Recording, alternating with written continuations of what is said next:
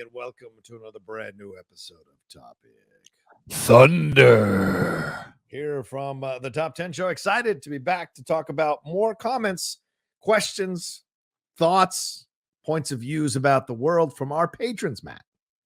Yep, they send in questions, whatever they'd like us to talk about, over at patreon.com/the top 10 with the number 10.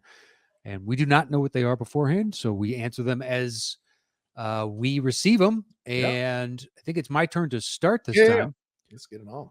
So the first one comes from Jason McDonald, and he says, fellas, if Private Ryan had turned out to be a single bartender who didn't like to dwell on the most horrific moments in his life, would he have still earned this? Ooh. Or is it earned because of the perceived cause is righteous? Wow. Look at him. He's trying to get your emotions, Matt. He's posted pictures from that moment there on the. Yeah, I would assume. Trying to curry favor with you, Jason McDonald.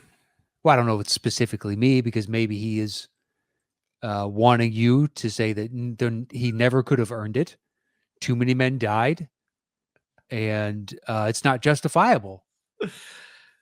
Look, go ahead. You answer this. Go ahead. Well, I would say just because he ended up single and as a bartender doesn't really mean that he didn't earn it, because we don't have the slightest clue what he could have been. A single bartender because he never wanted to raise a family or something like that, but he could have volunteered and done a million other things to try and make a positive impact on the world. A lot of these guys had PTSD coming out of World War II as well, Matt. So he could be single for a number of reasons, not just not wanting to get married. Maybe he's got a lot of trauma that he's dealing with. Yeah, or didn't any number of reasons as to why or how he could have ended up single. I don't think the earn this is in relation to the perceived righteousness of the cause itself. Yeah.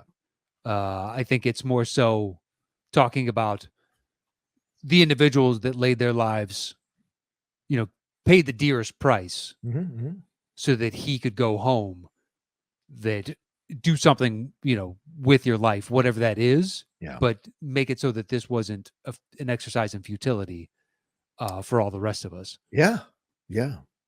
So if he did end up becoming a bartender, that's fine, as long as he didn't become a serial killer.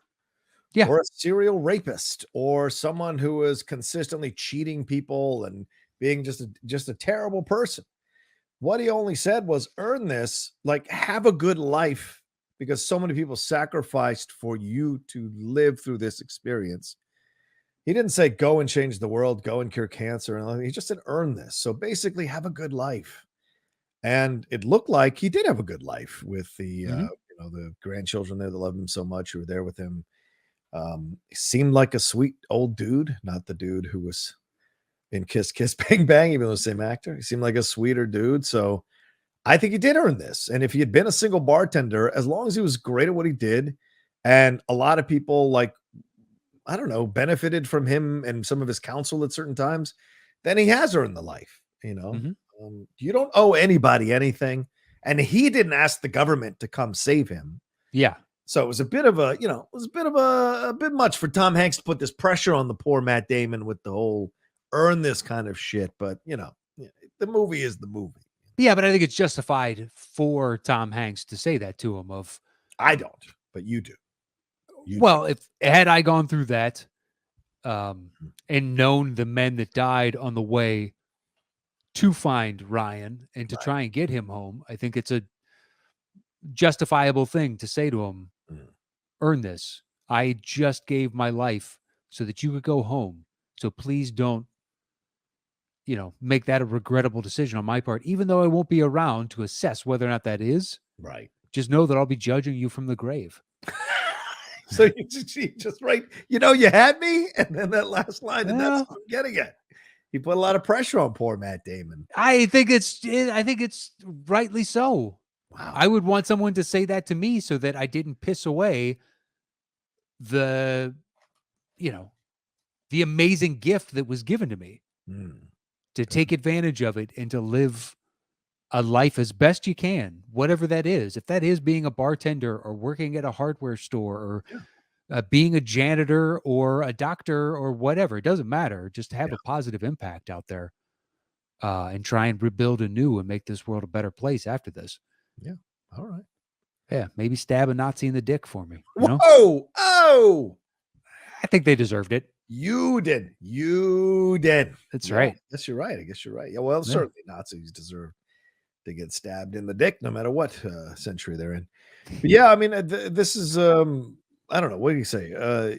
Yeah, basically, we're on the same page about it overall in terms of whether he earned it or not. But I think, you know, when I look back on it now, it's a bit of a lot of pressure to put on the poor kid who's already pretty damaged. He could have come out of this like with some serious PTSD and trauma and survivor's guilt. And Oh, I'm sure he did. Look at Lieutenant Dan. I mean, he went way off the deep end with his survivor's guilt. So, you know, so yeah. Yeah, but the Vietnam War was a different war. I mean, we had a clear objective in World War II, whereas Yeah, I guess so. But you watch Band of Brothers, it seems like the damage is there. Oh, yeah. Cause, you know, just the experience of it all. Yeah, I agree. I just think the damage is different from Vietnam. I'm Just sure because- it feels like there was no purpose. Yeah. Yeah, it was a muddier Yeah. like view of the world, whereas World War II was very much they're bad, we're not. Yeah. So I mean, once you throw like the draft into it and all that stuff, it just people going and having to fight against their will, and then a lot of them turning to drugs while they're over there, and then the prevalence of drugs and a question as to why we're here, and it just makes it a tougher situation once you look back on the atrocities of a war, which is every war. Yeah. But that one, when you question why you were there in the first place, makes it that much more difficult to swallow that pill. At least I'm assuming. Yeah, I would imagine so as well. Okay. Should we move on to the next one? Jason has the next one. We could skip over it. Yeah. Skip. We'll come back to that one on the next show. Okay. Andrew Gorziski. I hope I'm saying that right. That's the next one we have here. He says, "Hey guys, very, very excited. I've been a longtime fan since the very beginning, and I finally jumped into being a patron. I know what took me so long. Well, thank you, Andrew. Very kind of you.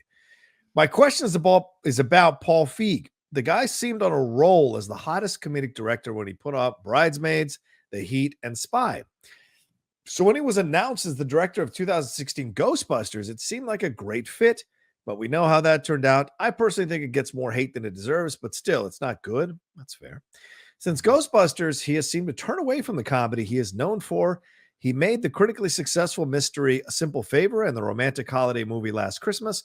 Although both have their comedic elements, it's far from the straight-up broad comedies he was known for. So I'm asking, do you think his change of direction of projects is a direct effect of the Ghostbusters calamity? Do you think it's a personal choice on himself that he's maybe nervous to go back to broad material? Because I find it would be weird for studios to shy away from him doing big comedies again just because of one mishap. Are there other directors you know who are known for doing certain genres and suddenly went in other directions? I know David Lynch made Straight Story and Wes Craven stepped away from horror to do Music of the Heart, but those were just one movie each. I feel like maybe Todd Phillips is heading in that direction. Thanks for your time and thoughts. I appreciate all the entertainment over the years. Drew Gorzitsky. If you guys don't pronounce it right, I'll spell it phonetically next time. So I hope I said it right. That would have been my guess too. Okay. So if it's not pronounced like Drew, that Drew, you should probably think about changing it because two people are guessing that's what it is. So yeah, most people probably assume that's what it is too. Just anyway, the first person I thought of was Adam McKay. Yeah, right. And I would imagine that's what Paul's kind of shifting of. I can do other things. I don't have to just do broad comedies only because nobody wants to be pigeonholed, and you only get the real accolades in Hollywood if you do dramas. Yeah. So the potential slight shift over away from one specific thing that you're known for to trying to branch out to do others, especially if those are successful in any regard, well, then you might get more opportunities to keep branching out and branching out. So that would be my assumption is he's seen other directors pivot and have success, and he wants the same thing of I could do more than a broad comedy. So that's, my guess as to why I don't think the Ghostbusters, and I agree with this assessment, I don't think it deserves the hate. I just didn't enjoy it. Yeah, ditto. But I don't think that one failure is enough for him or Hollywood to say no more comedies for you. Right. I would imagine just maybe he got a bad taste in his mouth from people's expectations and whatnot, and the backlash before it even came out. Trailer comes out, and it's one of the reasons that there's no longer a dislike button on YouTube, amongst a few other instances. But they just trashed it before they even saw it because how dare you do this? Yeah. And that's an instance where who gives a shit? It could be great. Yeah. There are others where I don't think Bond should be a woman because we've had 30 films and 50 books where he's a guy. Yeah. So that to me is much more, whereas I don't know. But that's fine. If you're upset with it, who cares? It's your right to be, and I can't tell you that you're wrong. Right. But yeah, I can't imagine that's enough for him to stop wanting to do comedies. I just assume I'd like to do something different now. Yeah, and maybe he kind of was burned by the Ghostbusters thing, which is totally fine, and a big studio. Maybe he felt he wasn't supported by that, and maybe he felt that the way it all went down left a really bad taste in his mouth. Mm-hmm. So coming back with something like A Simple Favor, which was really well received by the critics, as Andrew points out here, is a way to kind of get back into the favor.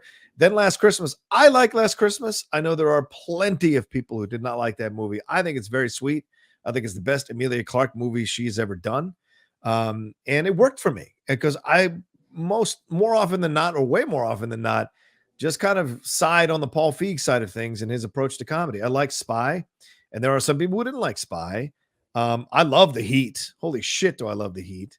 But there are people who don't like that movie. There are a lot of people who don't like that movie. So it's just like he's got a certain style. I think Bridesmaids was the one that's universally beloved for the most part.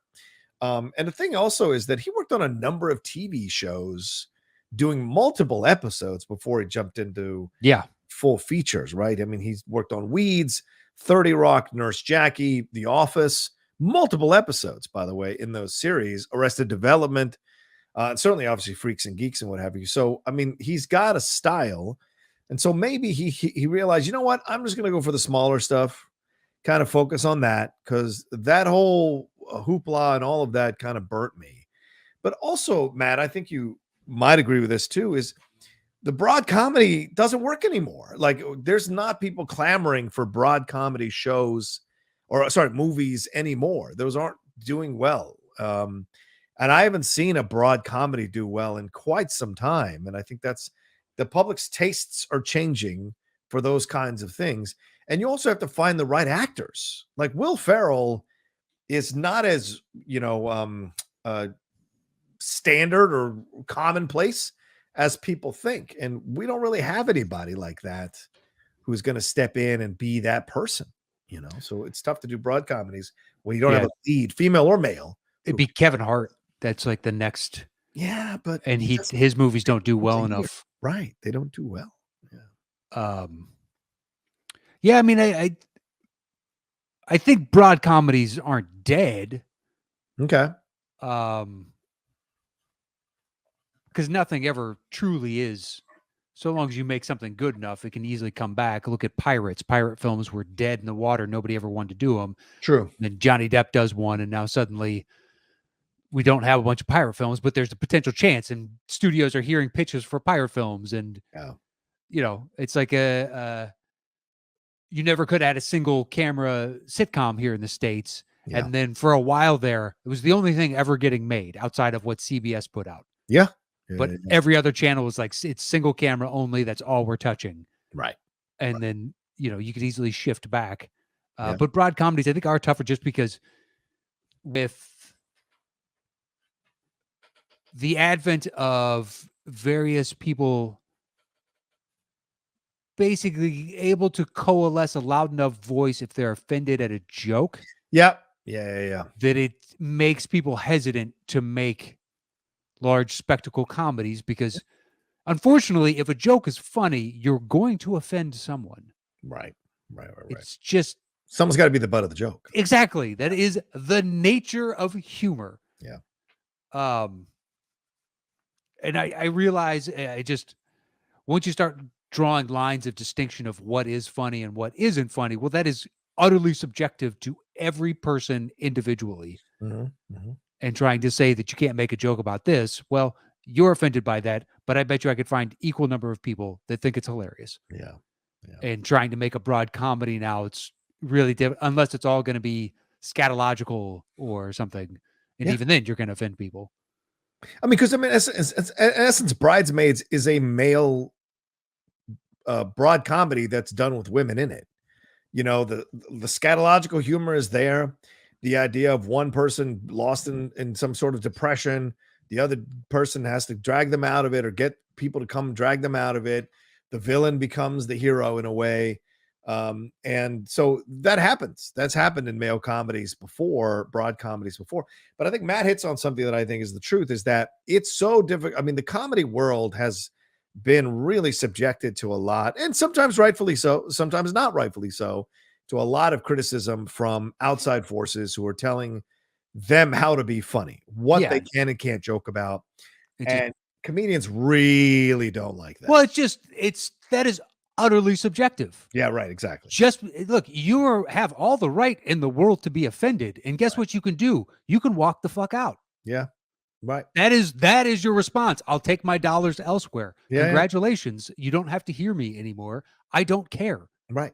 I don't want you in my audience anyway. And don't make a scene, and don't go back to the comedian. Just walk out. Just get up. Yeah. Don't stomp your feet as you go. Yeah. It's like the people that, and I've had it in almost every comic that's done enough shows. You've had it happen where someone is like, I don't like this, and be like, well, you're the only one. Yeah. Look around the fucking room. Yeah. Just that. Look, they paid money to hear me, not to hear you, bitch. Right. So get the fuck out. Yeah. Yeah. And why are you going to a comedy show to watch safe comedy in a comedy store or a Laugh Factory, any of those places? You're not going to see fucking PG comedy, for God's sakes. No, there are outlets for that, Sure. but the worst is anywhere that's not here, where you go out and it's just headliner, feature, and either opener or MC. Right. And they show up and they don't do any research about who's going to be there. They just show up to the comedy club and be like, well, unfortunately, you put no fucking effort in. Yeah. So the fact that you're offended, I could give two shits about. You could have looked me up and seen what I do. Yeah. But you didn't. It's not like you go to the movies and just, I'll take whatever the next available is. You watch a trailer. Yeah. So yeah, just any of that. But it does, you can get enough traction to where studio might be hesitant because they could lose money. They're a capitalist endeavor. Yeah. You know, they'll happily make a movie about how evil the studios are, so long as that movie makes enough money, because then the studio made money and they don't care. Right. Like it doesn't. They're in the process. They're in the business of making money, first and foremost. Yeah, and I think we're seeing comedy movies now become smaller, and stuff like Booksmart or Late Night or Brittany Runs a Marathon or these other kind of smaller approaches. I mean, Office Party, that was an attempt to do a bit of a broad comedy. Horrible Bosses, those two movies are a bit to attempt to do a little bit more broader comedy. But most of the time, broader comedies are male led.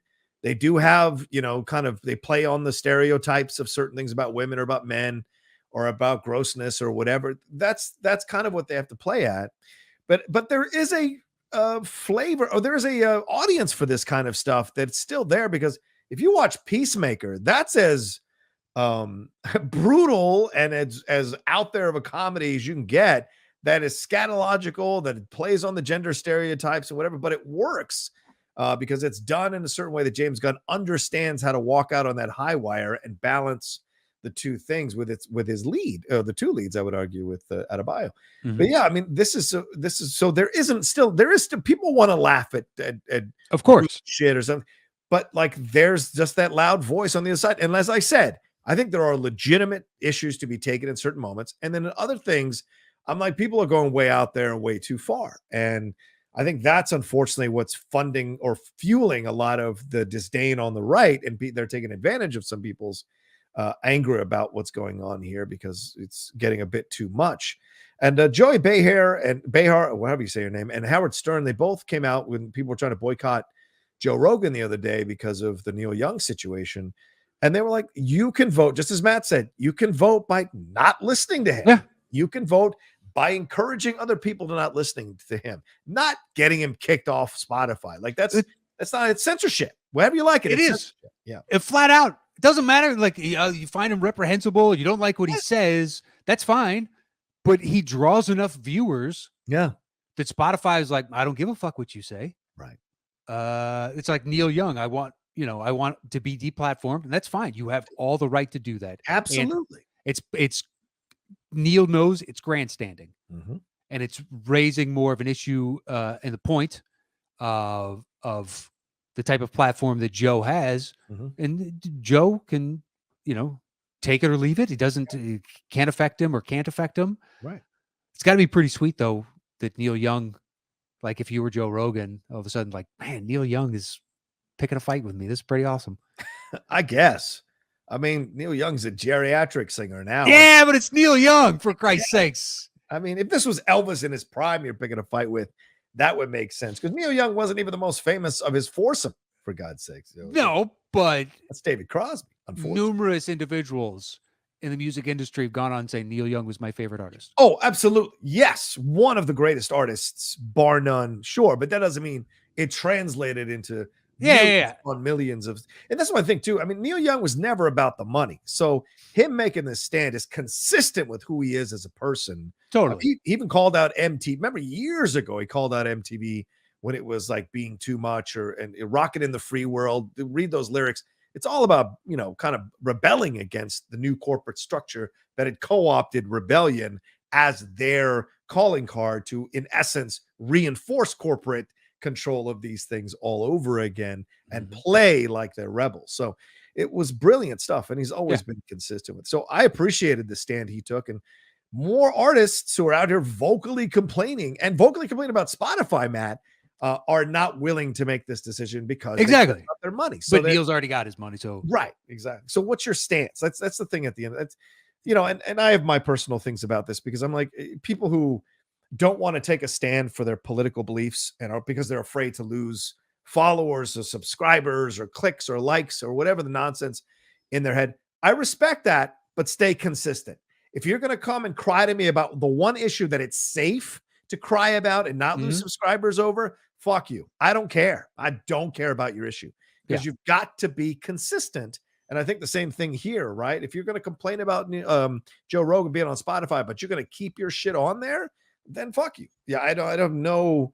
Yeah. I think your credibility, your credibility is lost with me for the most part, So, and those that cry foul at some sort of comedy, yeah, it's like the Chappelle backlash. You have all the right to be offended and to not watch and everything else. Yeah, but don't be upset if you telling somebody why they're wrong, why they're not receptive to that. Just like, look, you have all the right in the world to be offended. You don't have to listen. Yes. That's the fact of the matter. You can walk away. No one is forcing you to sit here and listen to this. And you're like, oh, well, he has a platform. You're like, well, because he's still drawing eyes and this is a business. Your quibble is with the system. And the individual, but the system in place of you can't deplatform someone because you don't like, the jokes that they're telling. Be like, unfortunately, that's not the way this works. And I hope it never does. And I want to know when someone is offensive or something, because it gives me a better perspective of who they are. Yeah. Yeah. And the thing is, there is and Matt, obviously you can speak to this more. I'm no stand-up, but you can speak to it more than I can. But as a studier of comedy, because I've watched so much comedy through the years, this is the standard thing. Every comedian who is of note and is intelligent, their act changes to mirror their political beliefs, to mirror their changing approach. Right, their growth. You watch Chappelle now. I watched a little bit of Chappelle from back in the 90s, early 2000s. It's a completely different Dave Chappelle now. Same thing with Eddie. Like if Eddie was to come back and do stand-up, it would be completely different than what he did on Raw or Delirious, and not just because he's older, but also because he's seen more of the world, he's experienced more, so his views have changed. So, do I think that what Dave said was correct? No, absolutely not. But he's a stand-up, and he's got a right to his point of view. He's earned this platform that he's on, and you have a right to protest him and get people to not watch his stuff. But to silence him, I think that's where I feel like there's mistakes going on here. And people take this whole like, oh, well, he's going to influence all these people. They're going to run out and start taking bats to people. No, he's just a comedian. Yeah. And the thing is, you've got to kind of understand what he's trying to say. Yeah. If those people were going to do physical harm to someone, they were going to do it anyway. Exactly. They were already ready to go. Exactly. He had nothing to do with, they might just use an instance like this, whatever it is, as a shield. So it's frustrating. I love that Chappelle is doing stuff like that personally. I genuinely do. Yeah. Well, just because otherwise the inverse, if everybody pulls back and whatnot, well, comedy is dead. Yeah. There won't be anything but safe fucking ABC Family comedy. Yeah. You mean that's not comedy. And the reason people become superstars is because they tackle these subjects in a way that's outlandish or groundbreaking or pushes against your makes you think. Yeah, right. Exactly. You have to develop an opinion. Yeah. And figure out why you do not like this. If it all becomes safe and pathetic, then it's dead. Yeah. Entirely. Yeah. So somebody out there had to catch some strays, and thankfully it's Chappelle who's bulletproof. Right. He is. And he's still my favorite comic. It's not going to change. Right. And I think he had a valid point when he said, it's funny how you guys have been laughing along how I talk about the black community for years, and you guys haven't had an issue. And all of a sudden I talk about the trans community, and which again, I think was very valid for people to come out against it. But there was inconsistency in the offense. If you're talking about black people and you make fun of black people, I'm okay with it. And I'm fine with it. I didn't have a problem. But you talk about trans people, all of a sudden I've got an issue with it. So there's the thing that I think he was right to come out and be like, hey, there's an inconsistency here in your offense. There's he wasn't saying they have a right to be offense. Right, exactly. He didn't say they have a right to be offense. He just said there's an inconsistency here. Yeah. Because you motherfuckers have been laughing real hard when I make fun of the black community. Or make fun of white people, or make fun of all these other things. Right. You have zero problem with it. Yeah. But this is, a bridge too far. And he's like, well, tough shit. Welcome to comedy. Yeah, exactly. That is my favorite fucking thing, when you push somebody to the edge of, I thought a guy was going to beat me up one night because he wasn't enjoying it, and I specifically saw him and I made comment on it. Yeah. And he had his arms crossed and he had a shitty look on his face, and the room was loving it. So eventually he was like, oh, you didn't like that last joke? Well, sir, you're going to fucking hate this next one. And it just makes the audience like you that much more. Oh yeah. So I told the joke. It was a prison rape joke. And it's a good joke. I got a lot of compliments on that joke. I would put it this way. I wrote it. I was very pleased with myself, and it got the reception that I was expecting. Yeah. And then when I got off, a buddy of mine who I consider a really good joke writer, he's like, that's great. I love this tweak, and then how you segued into that. And like, thank you. That was my favorite part. Just one of those of, you're very pleased with this, because sometimes you write something, you're like, that's awesome, and you do it, and it just dies, and you're like, fuck. So when you write something, I still remember the first time I did it, but I specifically looking him straight in the eye and like, you're gonna fucking hate this. And he didn't budge. The rest of the room loved it. Yeah. He didn't seem, and then he followed me out of the room when I walked on stage. It was at the store, sold out crowd, and he followed me out, and 2 security guards followed him out. And we walked down the stairs into the back hallway, and he just was like, I really loved you. I thought you were great. And I was like, okay. Sure. I don't fucking believe you, but okay. The 2 security guards are standing there watching it too, and like, what? Yeah. I didn't expect this. And you did not love me. You were saving face on some capacity. I don't know why. You're afraid of these 2 security guards or what? Or just you want to prove to whoever you were sitting with that you had a good time. I fucking no clue, but yeah, some of my favorite things to watch on Facebook when I roll on there, they have that video option. You can watch just a bunch of videos. Is when comics are calling out hecklers and going back and forth with them. Oh my god, it's It's brilliant because I don't know why you go to a comedy show looking to get offended. It's just kind of mind blowing to me to Like, do that. You know, I mean, sometimes you just come in and you had a shit day and you already bought the tickets and there's nothing you could do about it. I get it. but don't take your shit out on a comic who's Yes. at their job just trying to. They themselves are just trying to have a good day themselves. Yeah, we're just at trying to their job. entertain. Yeah, Just trying to entertain. That's Yeah. all we're trying to do. Yeah. Take your, leave your worries at the door. yeah. Have a couple drinks. Trust me, if you just give into it, you'll enjoy the living hell out of yourself. Right. More often than not. More. Yeah. Yeah. There are bad nights where it's just like, this sucks. That person is not good. They should never have gotten the spot. I agree. I've seen those. Right. But usually, because the average audience member hasn't sat through as many shows as any comic, so they don't know if this dude is hacky or I've heard 50 of these. Like it's when Schwarzenegger became governor. Do you know how many fucking Schwarzenegger governor impressions I heard? Oh my God. It was mind numbing after 2 weeks, and it went on for months.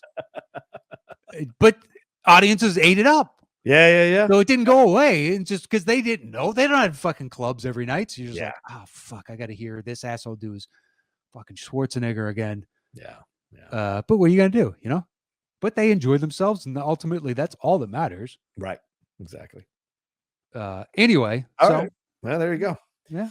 All right. Thank you so much, Andrew, for that question. We appreciate it madly. And thank you to James as well for his question. And ladies and gentlemen, Jason, not James. Jason. Jason. Sorry. Please start sending in more of these questions, thoughts, and comments. We're getting a little bit low. So this is our weekly or every few weeks call out to remind you to send questions, thoughts, and comments. All the $5 and above patrons. You know what? Address? I think it is when we first started to do it, we had so many. Yeah. That we're getting into it like 6 weeks later. We're addressing one, and they're making reference of a holiday that was 4 months ago. So I think people held back because there were so many for the longest time. Yeah. And now they're rifling in. So please, like Machine Gun Lemke. Let's do it. Yeah, you haven't been there for a while. And I understand that's how you got your nickname, is because you were writing so many great ones and we were answering all of them. Yeah. But held back because seriously, when we first started, there would be, I would say, minimum 40 times what we have now. Yeah. Like we had a boatload that took so long to get through, and now we're creeping back up. So every week we've got like 5 to 10 left. Yeah. And you feel like, oh shit, we're almost out again.